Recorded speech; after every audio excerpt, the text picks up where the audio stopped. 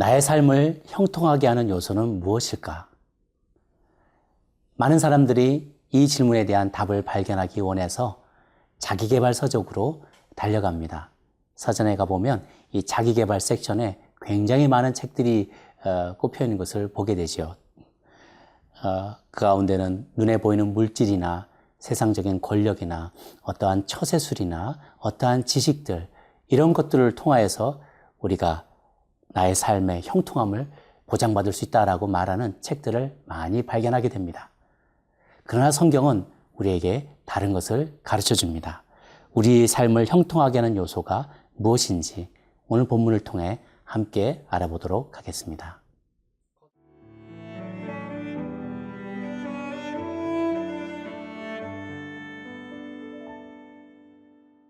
역대하 25장 1절에서 13절 말씀입니다. 아마샤가 왕위에 오를 때에 나이가 25세라. 예루살렘에서 29년 동안 다스리니라. 그의 어머니의 이름은 여호앗단이요 예루살렘 사람이더라. 아마샤가 여호와께서 보시기에 정직하게 행하기는 하였으나 온전한 마음으로 행하지 아니하였더라. 그의 나라가 굳게 섬에 그의 부왕을 죽인 신하들을 죽였으나 그들의 자녀들은 죽이지 아니하였으니 이는 모세의 율법책에 기록된 대로 함이라. 곧 여호와께서 명령하여 이르시기를 자녀로 말미암아 아버지를 죽이지 말 것이요 아버지로 말미암아 자녀를 죽이지 말 것이라. 오직 각 사람은 자기의 죄로 말미암아 죽을 것이니라 하셨더라. 아마샤가 유다 사람들을 모으고 그 여러 족속을 따라 천부장들과 백부장들을 세우되 유다와 베냐민을 함께 그리하고 20세 이상으로 계수하여 창과 방패를 잡고 능히 전장에 나갈 만한 자 30만 명을 얻고 또 은 100달란트로 이스라엘 나라에서 큰 용사 10만 명을 고용하였더니 어떤 하나님의 사람이 아마샤에게 나와서 이르되 왕이여 이스라엘 군대를 왕과 함께 가게 하지 마옵소서. 여호와께서는 이스라엘 곧 온 에브라임 자손과 함께 하지 아니하시나니 왕이 만일 가시거든 힘써 싸우소서. 하나님이 왕을 적군 앞에 엎드러지게 하시리이다. 하나님은 능히 돕기도 하시고 능히 패하게도 하시나이다 하니 아마샤가 하나님의 사람에게 이르되 내가 100달란트를 이스라엘 군대에게 주었으니 어찌할까? 하나님의 사람이 말하되 여호와께서 능히 이보다 많은 것을 왕에게 주실 수 있나이다 하니라.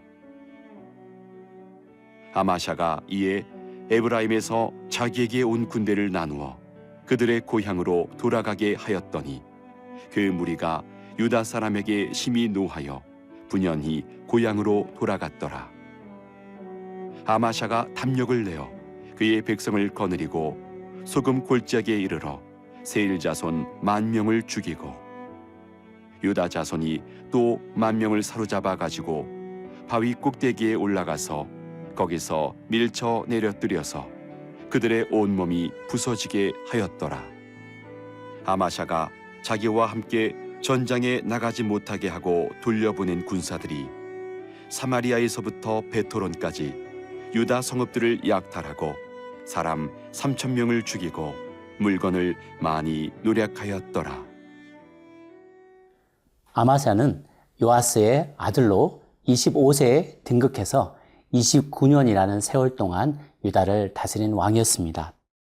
2절에 보니 아마샤가 여호와께서 보시기에 정직하게 행하기는 하였으나 온전한 마음으로 행하지는 아니하였다라고 평가를 합니다. 역대기는 왕 한 사람 한 사람의 행한 바들을 여러 가지 모양으로 평가를 하는데요.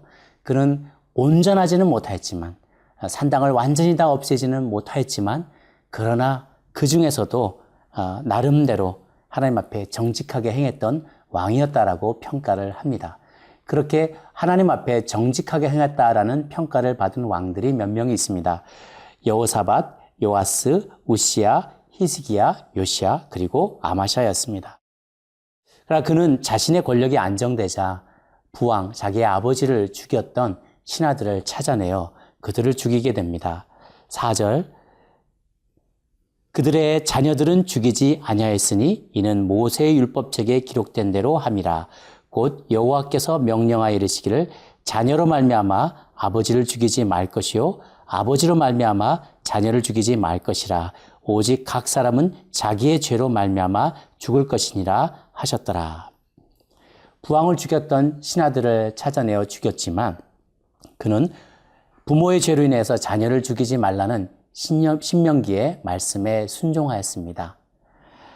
아마샤의 어머니는 예루살렘의 사람 여호앗단이라는 사람이었는데 대장 여호야다가 자기 아버지인 요시야 왕에게 소개시켜준 인물이었습니다.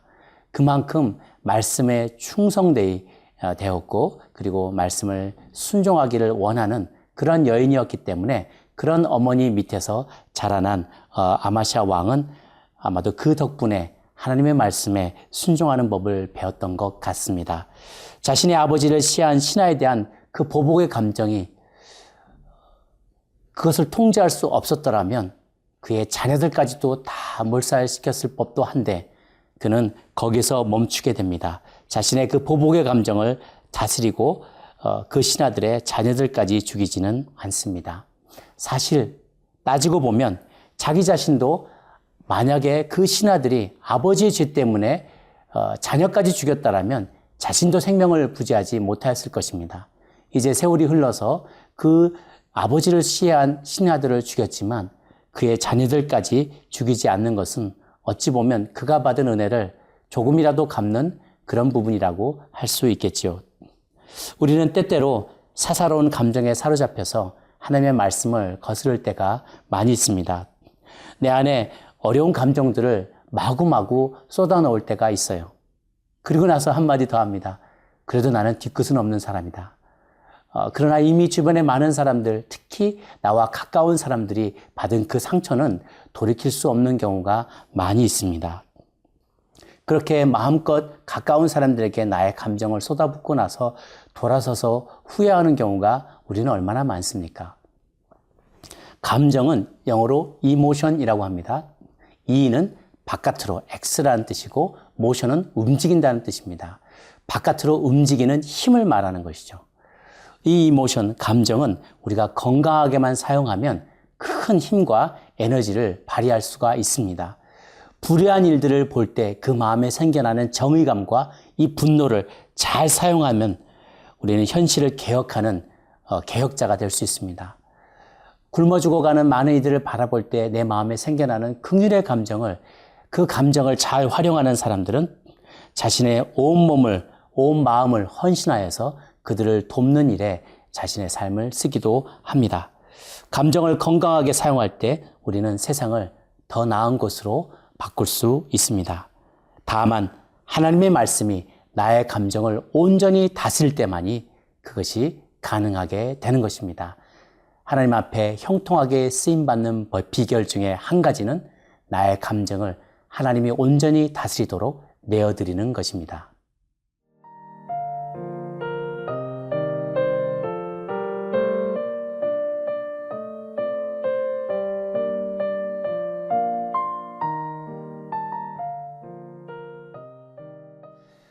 한편 아마샤 왕은 왕권이 안정되자 에돔을 정복하려는 계획을 세우게 되었습니다.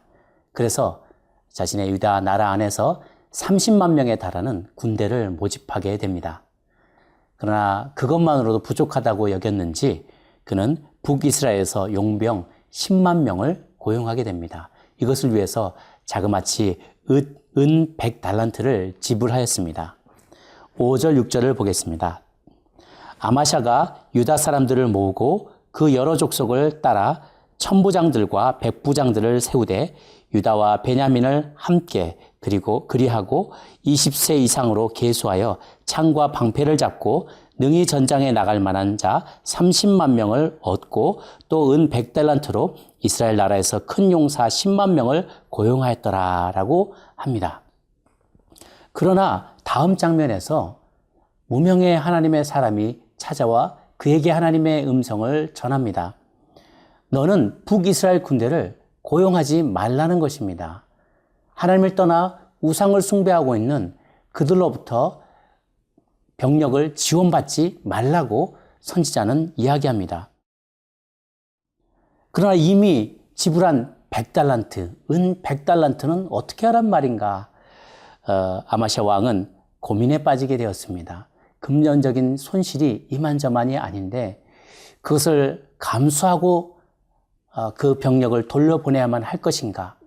그 적은 숫자로도 이들을 뺀 숫자만으로도 능히 에돔 족속을 이겨낼 수 있을 것인가? 고민이 깊어지게 되었습니다.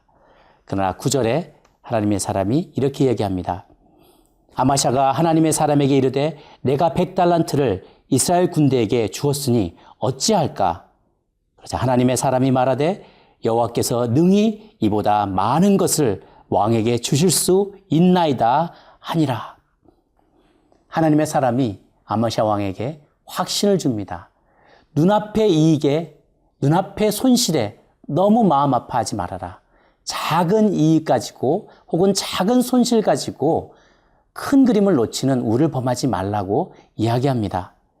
전쟁의 승리는 눈에 보이는 군사력이 아니라 보이지 않는 하나님의 약속에 있는 것이죠. 하나님은 당신의 약속을 신뢰하는 사람을 절대로 실망시키지 않으십니다. 왜냐하면 성경은 옛 언약과 새 언약을 모아놓은 책이고 그리스도인들은 그 약속을 믿는 사람이기 때문입니다. 주님의 옛 약속과 새 약속을 믿는 신자의 삶에 하나님은 보응하여 주십니다. 아마샤가 형통했던 이유는 사적인 감정이나 지식에 붙들리기보다 하나님을 신뢰하였기 때문입니다.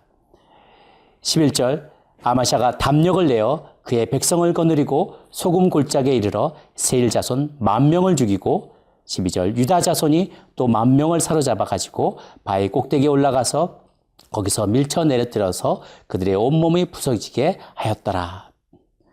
이날 아마샤는 큰 승리를 거두게 됩니다.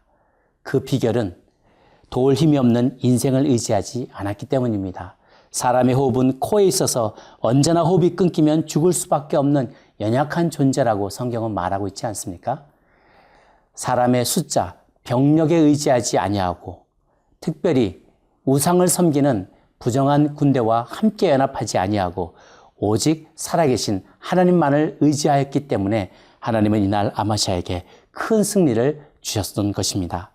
눈에 보이는 인간적이고 세상적인 방법을 의지하지 말고 하나님만 의지하며 믿음으로 행할 때 하나님은 저와 여러분의 삶에 큰 승리를 허락하여 주실 줄로 믿습니다. 함께 기도하겠습니다. 고마우신 하나님 아버지, 우리 모두 주님 안에서 주님의 뜻대로 형통하는 삶을 살기를 간절히 소망합니다. 그 비결을 우리에게 알려주시니 감사합니다. 나의 감정을 하나님의 그 손 안에 온전히 붙잡힐 수 있도록 내어드리는 저희들 되게 하여 주시옵소서. 눈에 보이는 힘보다 보이지 않는 하나님의 언약을 신뢰하는 우리 모두가 되게 하여 주시옵소서. 그렇게 오늘 하루 우리와 동행하실 줄 믿사옵고 살아계시는 우리 주님 예수님의 이름으로 기도 올려옵나이다. 아멘.